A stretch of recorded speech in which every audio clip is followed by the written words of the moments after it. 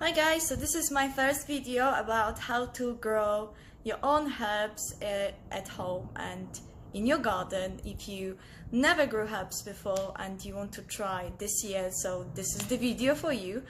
I've been growing herbs for the past 2-3 years, so I'm not an expert. I can't say that I am an expert, but I've been growing herbs a little bit on my patio and my garden space. I've been growing veg as well, so I've been making things out of them like teas, powders and infused oils and tinctures, alcoholic extracts.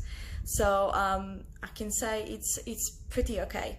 So the easiest herb probably for me to explain how to grow is Calendula officinalis. It's marigolds.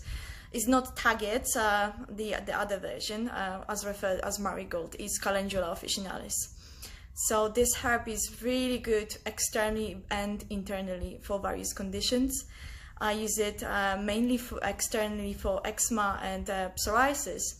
So and it's usually what I do infused oil, so I don't use alcoholic extracts for that.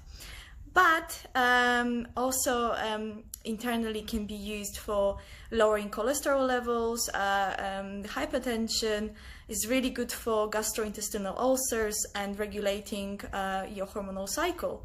So if you have, for example, dysmenorrhea, then that's really good herb to use it for.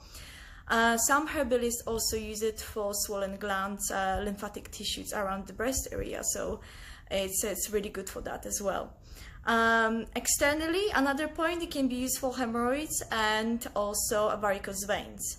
So I think you probably have seen lots of skin preparations that contains marigold that are specific for this type of condition. So yeah, so it's quite variety of use and it's really good herb to grow at home and in your garden, and really easy actually to deal with. So it's resistant to pests and also doesn't need much space on the patio. So it's really easy herb to have around. So I will show you now my seeds. This is collection of seeds from the past few years, so it's really good. And pretty much when you grow actually marigold, the good thing about it is it produces so much seeds that you can just collect it, keep it next year, and then you don't have to buy another packet of seeds. So it's really good. What I usually do, I grow them in a large pots on my patio in the full sun. So but today I'm just going to show you how to do the seedlings and how I prepare the soil. You need to have good compost to start with.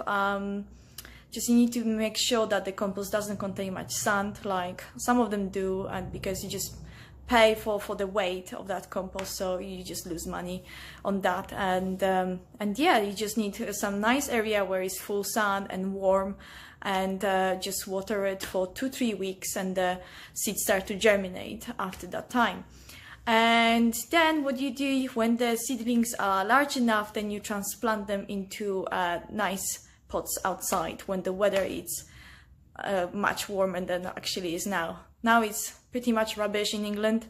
It has been windy and raining and all of that, so I couldn't do much gardening. Because normally I would start at the beginning after like new moon period, but it has been so awful here I couldn't do that. So yeah, so that's how you do it. And then once the plant blossoms, produce flowers, then you collect the flowers for the medicinal use.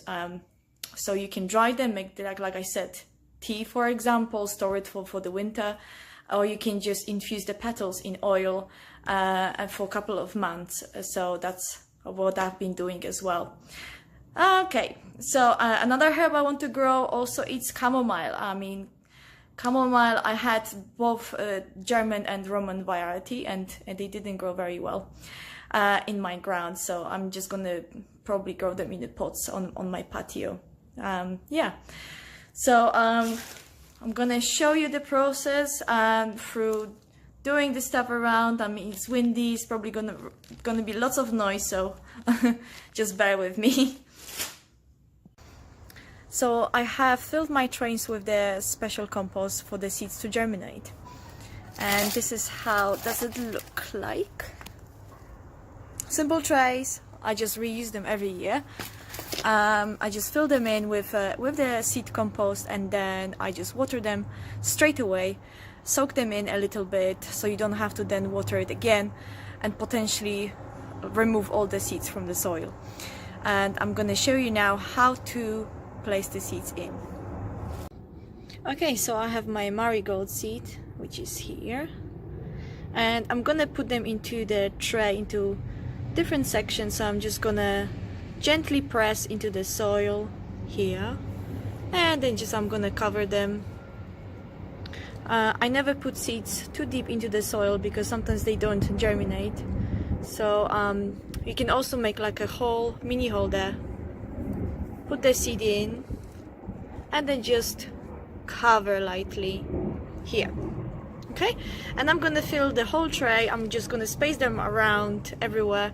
I never put seeds clumped together because then it's hard to separate them when you transplant them into a bigger pots. And then after that I'm gonna water it again slightly, spray with like a mist, and then I'm gonna put them into my conservatory on a windowsill, and then I'm just gonna leave it until germinates. So it should take around 2 to 3 weeks to germinate it, and already see tiny little seedlings.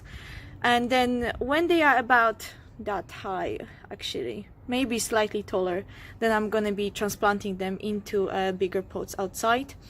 Obviously the weather has to improve, has to be much warmer for that to do that. So but it's good to start now to grow your own herbs. I hope this video is gonna be a little bit give you insight how to grow your own herbs. Like I said, I'm not a specialist, so but this is how I've been growing herbs for the past 2-3 years. And then if you have any questions, so you can ask me directly. Hopefully I can follow up with another video how they look like after 1 month, for example. So like I said, it's windy. It's windy. It's always windy in England. Okay, so and then I'm gonna transplant them outside, like I said, when they're gonna be large enough. Oh, my hair. And then yeah, hopefully I can do another video how to use them once they fully blossom. So thanks for watching.